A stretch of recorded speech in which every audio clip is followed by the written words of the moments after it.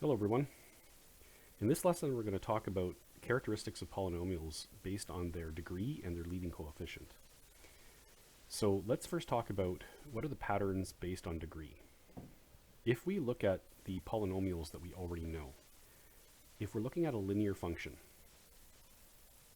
which has this general equation, what are the kind of graphs that you can get from a linear function?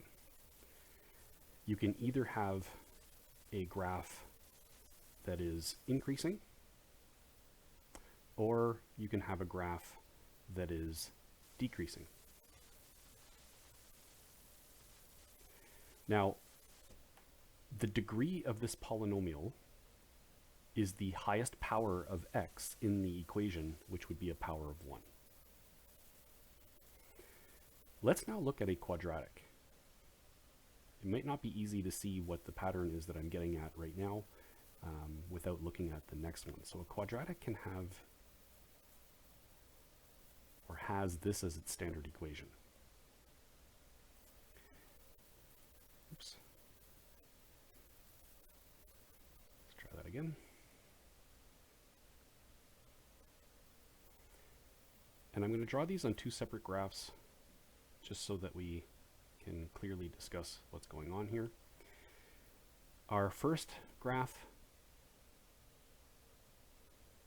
would look like this. This is what we usually call a opening up parabola, and we'll talk about what causes that in a second. Why is it opening up?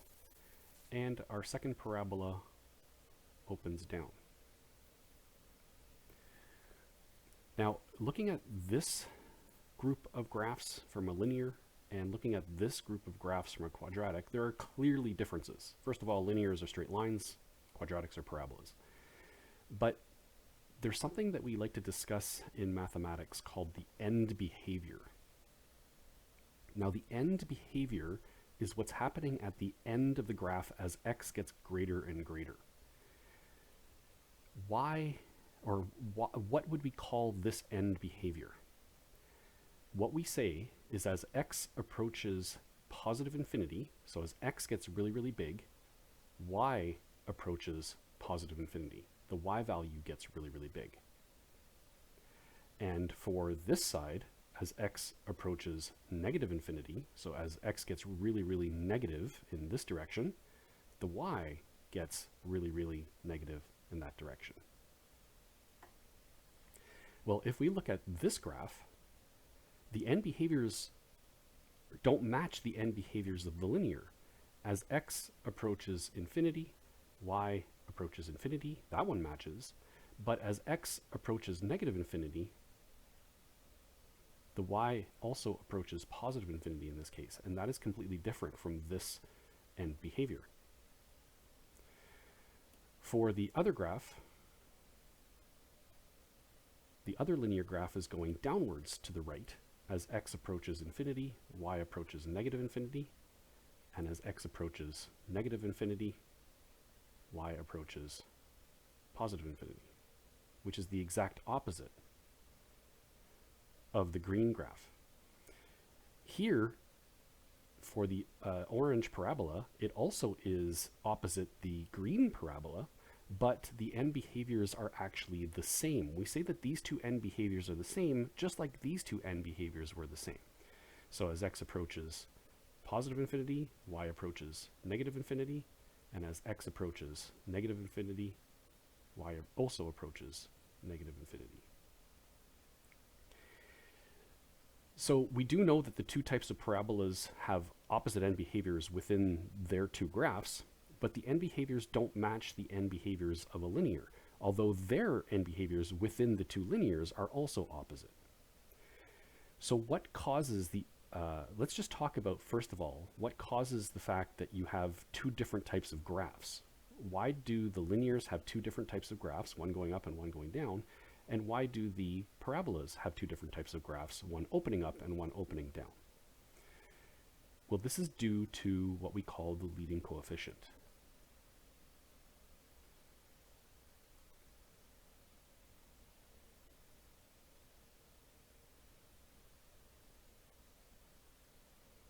The leading coefficient is the coefficient in front of the x term that defines the degree.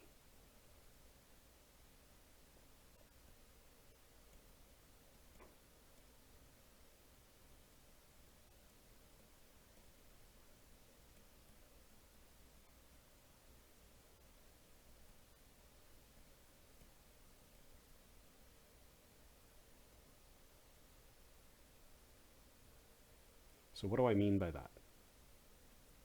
Well, for the linear graph, the equation is y is equal to mx plus b. You can actually get two different graphs simply by changing the slope. If you have y is equal to 2x plus 5 compared to y is equal to negative 2x plus 5, the positive value of the leading coefficient in front of x is going to make that graph go up, and the negative value of this leading coefficient in front of the x is going to make that graph go down. So knowing that this is a linear equation, we know that it's going to be a straight line. That means it's going to have opposite end behaviors. But knowing the leading coefficient also tells us which direction is it going to be going in. Is the graph overall going up, as in the green graph here, or is the graph going down? And what you're going to see here is we can do the exact same discussion with the parabolas. For a quadratic, you have y is equal to, let's say, 2x squared plus 3x minus 4, compared to y is equal to negative 2x squared plus 3x minus 4. Now the 2 doesn't matter, besides stretching the parabola, which you should know from transformations, but the sign matters. This one is positive. That's going to give us a positive or upwards opening parabola. This sign is negative. Therefore, it's going to give us a downwards opening parabola. And that is the leading coefficient of the quadratic. Remember that the definition of the leading coefficient is the coefficient in front of the x term that defines the degree. The degree of a quadratic is 2. So it's this term that defines the degree. That is the leading coefficient. The first coefficient if you write the equation in descending powers of x, in other words.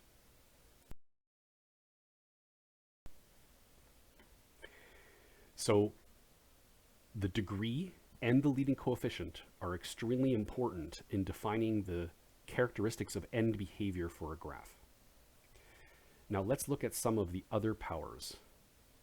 And I'm just going to draw a few quick sketches of some of the higher powers of graphs. And we're going to start looking at some correlations with linear and quadratic and see if there's a pattern that we can decipher. Now, this note is kind of suggesting that you may have already done some sort of activity that is going to show you what these graphs look like, okay? So we're going to draw a cubic here. We're going to draw a quartic, which is a power of 4. And we're going to draw a power of 5 graph, okay? Now, past 4, there's no special names for them. They're just called polynomials of degree or power of 5 or 6 or 7, okay? So let's, and we're only going to start by looking at the positive leading coefficient versions of these, okay? So a cubic graph can look like this. There are other shapes for it, okay? A quartic graph can look like this. Again, there are other shapes that are possible. And a power of 5 graph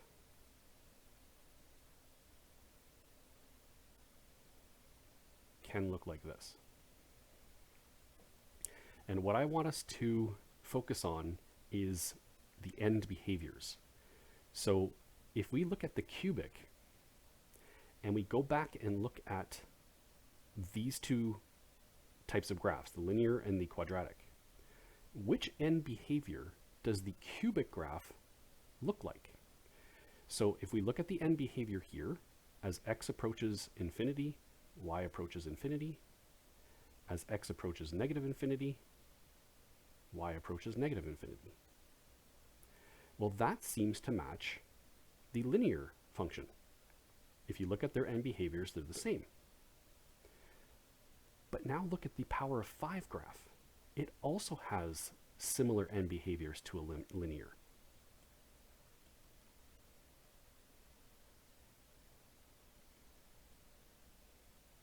And a linear's degree is a power of 1.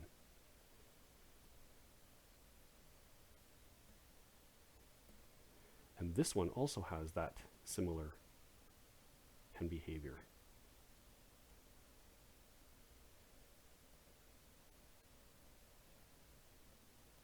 To a degree 1.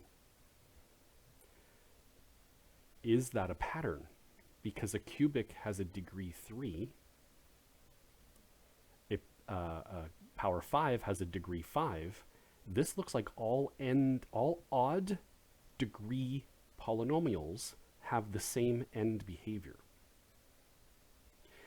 Well, let's look at the quartic, which is a power 4, and I'm sure you can already see that it does match the end behavior of a quadratic. So this is similar end behavior to a degree 2. And this is actually a known pattern based on polynomials. If your degree is odd, you're going to have the same end behavior as a linear function. If your degree is even, you're going to have the same end behavior as a quadratic.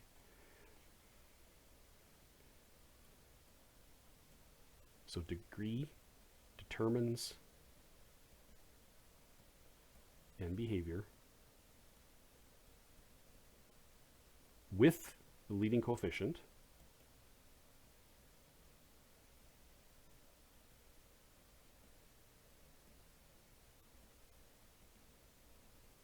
shouldn't have made that a capital L, sorry. But more than that, odd degrees and even degrees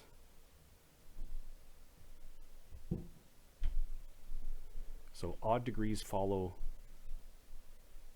a pattern for n behavior similar to a linear or to a degree 1, and even degrees follow a pattern for n behaviors similar to a degree 2.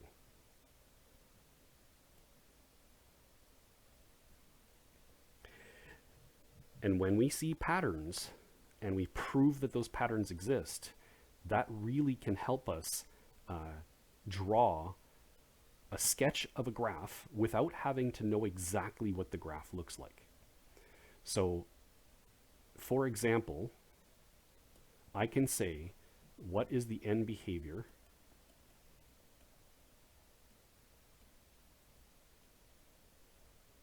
of the following?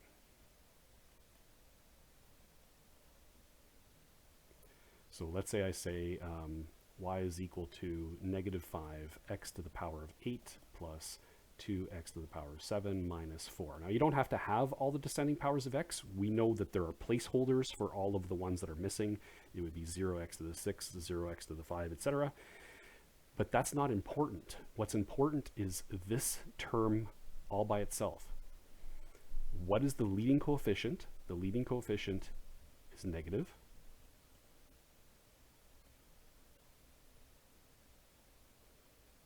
The degree is 8, which is even. That means it matches the characteristics of a quadratic with a negative leading coefficient.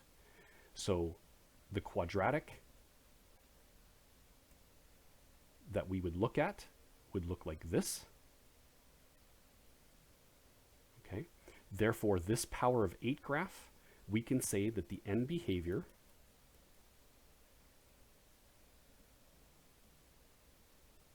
is, as x approaches infinity, y approaches negative infinity, following that guy. And as x approaches negative infinity, y approaches negative infinity, like this end behavior here. Because it's an even degree and it has a negative leading coefficient, we know that the end behaviors have to match the quadratic's end behaviors. Now, the graph won't look like that necessarily, like a parabola, I mean. It would potentially look like this, okay? So there's other things we need to understand about the characteristics of polynomials to know what's going on here. How many of those bumps would we have in the graph? And that's the second part of the lesson. Those bumps are called turning points. Now, turning points are also kind of linked to the zeros of the graph. And considering that zeros are something you learn about in quadratics quite soon when you start to learn about quadratics, my next topic is actually going to be the zeros. So let's take a look at the zeros and how do they work, okay? So if I look at a linear,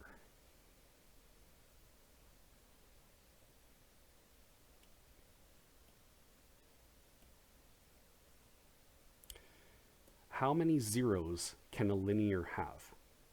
Well, when we're talking about linears, we are talking about linears that have a slope. It's not a horizontal line, okay? So if it was a horizontal line, you would have no zeros, but we are talking about linears that have a definite slope, okay? Is there anywhere I can place a linear graph where it will not cross the x-axis? And the answer is no, because these lines go forever in both directions. You are always going to cross the x-axis at least one spot, okay? If we look at a quadratic,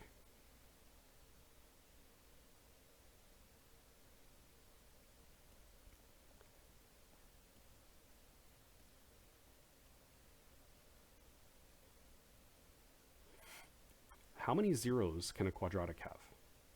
Well, can a quadratic also have 1 0? Yes, a quadratic can have 1 0 if it's placed here. It would only be touching the x-axis at one spot.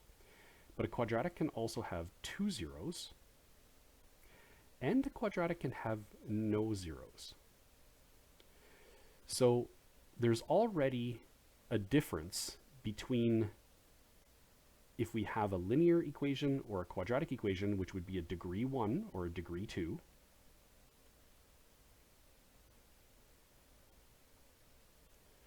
It looks like the number of zeros equals 1 for this, but the number of zeros can be 0, 1, or 2 for this. Well, let's go to a cubic graph to start seeing what the pattern seems to be here. For a cubic graph, and I'm going to draw a general cubic, not the simplest cubic, but a general cubic here. Remember that its end behaviors are going to match the power of 1, right? This is a degree 3 now, so its end behaviors are going to match the power of 1. Well, is there a matching pattern when it comes to the number of zeros? Can a degree 3 have only 1 0? Yes, it can. Can it have less than 1 zeros? The answer is no, it cannot. There is nowhere that I can place a degree 3 because it's going in opposite directions, similar to the linear, where it will not cross the x-axis at least once. But can it have more than 1 0? Well, what are the different possibilities? So here's an example of 1 0. Here's an example of 2 zeros. And here's an example of 3 zeros. It cannot have more than that. So the number of zeros can be 1, 2, or 3. are you starting to see at least a pattern with the upper end of how many zeros you can have? A cubic can have a maximum of 3, but can have 1, 2, or 3. The maximum of 3 seems to match the degree value. And if we look at the quadratic, the maximum amount is 2, which seems to match the degree, and the maximum amount for a linear also seems to match the degree. And that is not a seems to match anymore, that is an actual pattern. So if I draw a quartic, and again I'm just going to draw a common shape for the quartic here.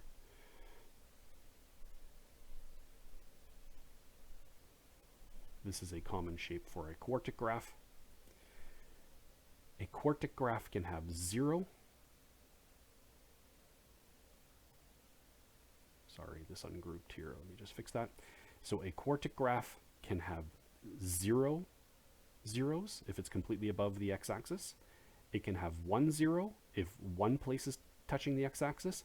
It can have 2 zeros, which I can't do here without having 3, okay? But it could have 2. If this went a little bit lower, it would just be touching here. It can have 3, which would be this position. It can have 4. 1, 2, 3, 4. But it can't have more than that. 1, 2, 3, 4. Even if I put it here, it still only has 3. So it can only have the following zeros. It can have none, it can have 1, it can have 2, it can have 3, or it can have 4. And now you're starting to see the other pattern that you need to know. For even powers, you always start at 0. For odd powers, you always start at 1. Or degrees, I should say. Powers and degrees are basically the same thing in this case, okay?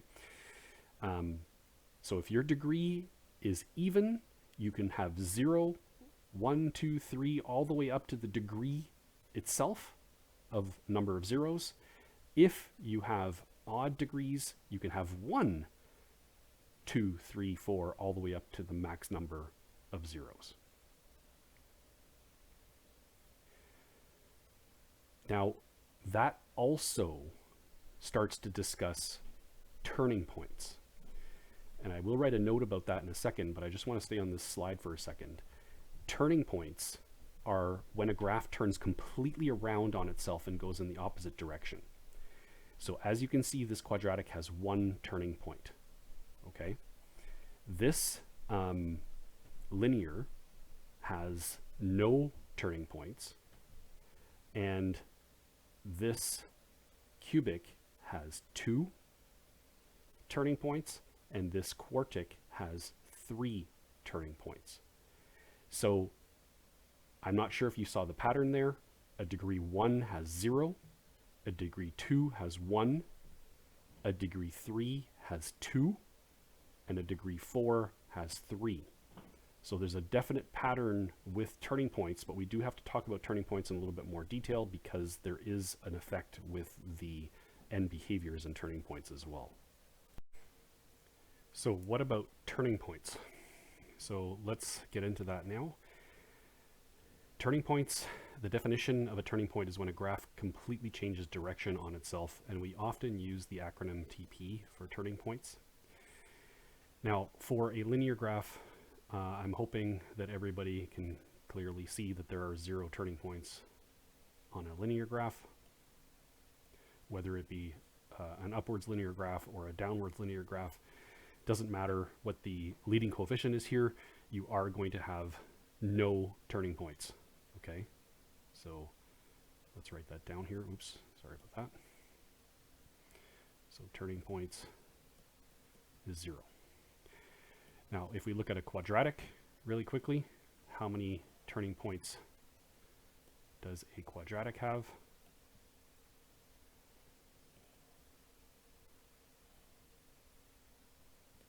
Again, this should be pretty Self-explanatory. A quadratic has one turning point. Now, can a quadratic have 0 turning points? The answer is no. It can only have one turning point. Okay? Now, for a cubic, and this is where things get a little bit interesting when it comes to the degree of the polynomial. For a cubic graph, there are two different possibilities.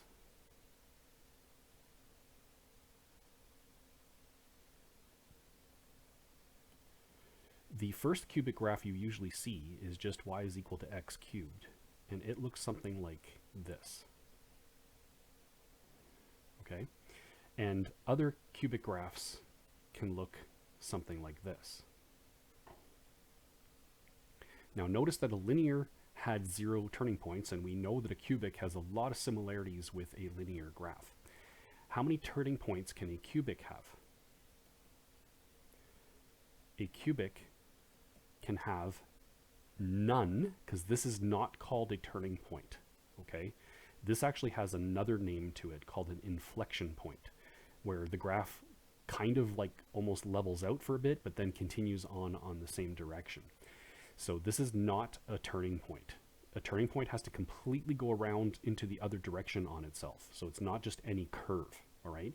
So you can have 0 turning points, or you can have 2 turning points. So it looks like the maximum number of turning points is 1 less than the degree again, but you can have 0 or 2 for a cubic. 1 less than degree for a quadratic is just 1, but you can't have 0 for a quadratic. And 1 less than the degree for a power of 1 or a degree 1 is 0, and that's the smallest you can have, right? So there seems to be some sort of pattern here. Now let's look at a quartic graph. Now for this one, I think I'm just going to draw them all on the same graph, and I'll use different colors to show what's going on here. So the actual first quartic graph, x to the power of 4, and that's the wrong color, usually looks something like this. Now it's going to look very parabola-like, but it has a much kind of flatter bottom to it. So it's going to look something like this. This would be 1 turning point.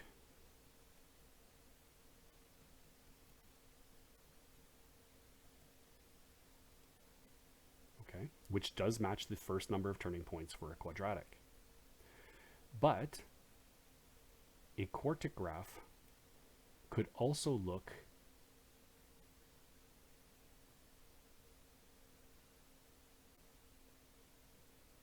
like this, where it has 1 turning point here, but then it has an inflection point here. So technically this only has 1 turning point as well. Okay? A quartic graph can also look like this.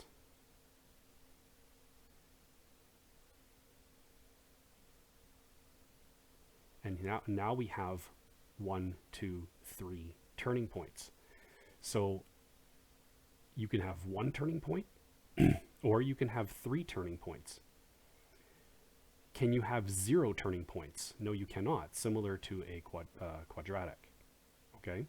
So this pattern seems to be all of the odd values going up to the degree minus 1.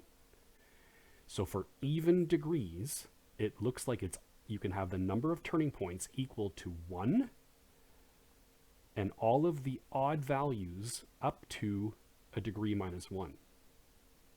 For the even degree polynomials, sorry, that was for the even degree polynomials. For the odd degree polynomials, it looks like you can have 0 turning points, and all of the even numbers all the way up to the degree minus 1. And there's some confusion there, obviously, because of the words even and odd, and you saw me struggle with it too.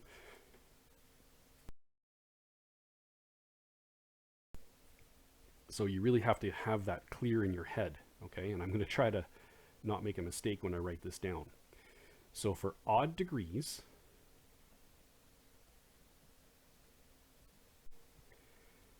can have, and this is where you got to be really careful, 0, 2, 4, and 6 turning points. Okay? For even degree polynomials, you can have, starting from 1,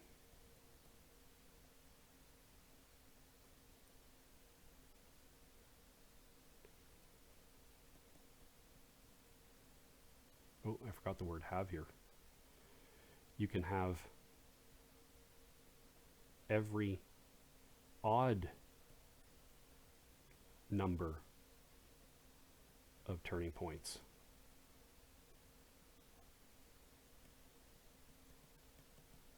up to degree minus 1. So for example, if your degree was 10, which is an even degree, your turning points can be 1, 3, 5, 7, and 9.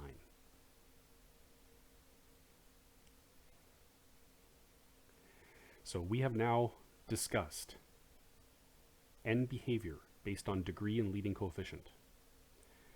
We've discussed number of turning points based on the degree. Now the leading coefficient doesn't affect the number of turning points, nor does it affect the number of zeros, which we have also discussed. It just affects the n behavior. So the number of zeros is based on the degree, and you can have various amounts depending on your degree. And we've discussed your turning points as well based on your degree.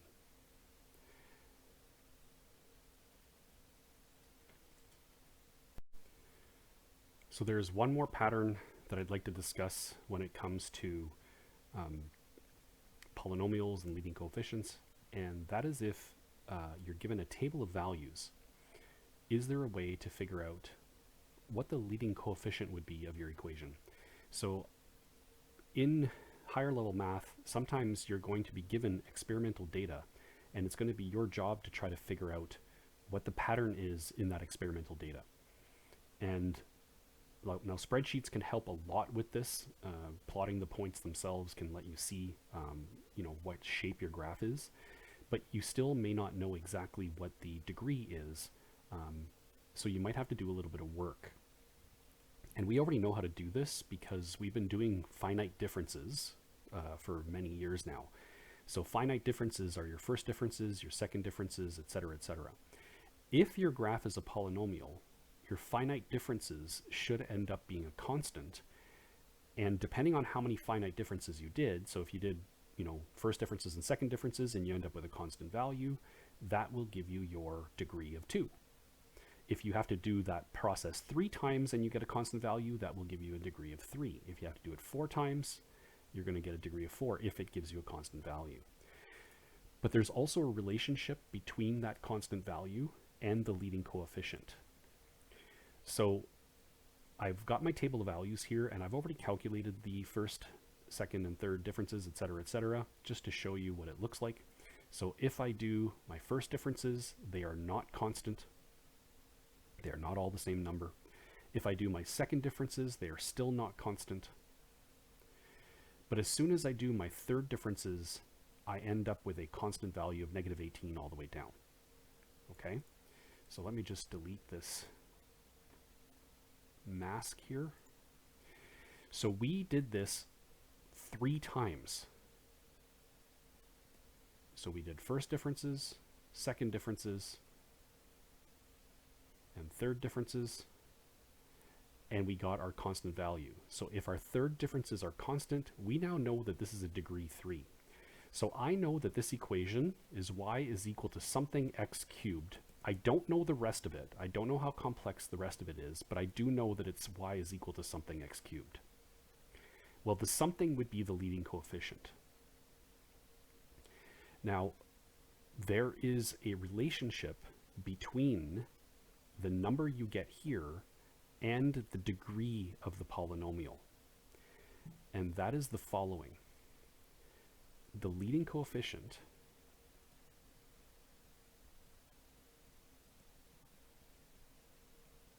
will be equal to the common difference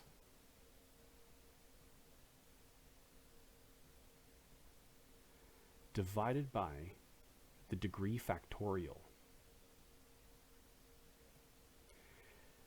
Now, you may never have seen this symbol before, which stands for factorial. Okay? So what does factorial mean? Well, factorial means if your number is 3, 3 factorial is equal to 3 times 2 times 1. If your number is 5, 5 factorial will be 5 times 4 times 3 times 2 times 1. Okay? So it's when you have to multiply all the descending values starting from a specific value. Mathematicians came up with a symbol for that. It is the exclamation mark. If you have a scientific calculator, there's probably a factorial button somewhere on your calculator, and that's all that it means. So if I want to calculate the leading coefficient,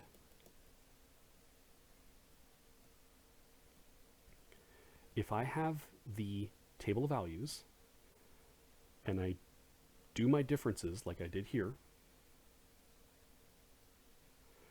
I would do the common difference and divide it by the degree that I just figured out by finding out that it was 3 differences to get to negative 18. That'll be negative 18 divided by 3 times 2 times 1, which is negative 18 divided by 6 in this case, which is negative 3. And now I know that my equation is going to be negative 3 x to the 3, and then it might have another bunch of terms which I don't know, and I'd have to do other types of calculations to figure that out. But if you are given a table of values, if you do your differences and you come up with a constant value at one of the columns, whichever column you're at is going to be the degree of the polynomial, you can take that common difference, that constant difference, if you will, divided by the degree factorial, which you'll now know because you'll know which column you're in, and that'll actually give you your leading coefficient in the equation. So this is a pretty good summary of all of the patterns involved in polynomials. Very useful, and we're going to see that use in future assignments or lessons. So for now, that's going to be the end of today's lesson.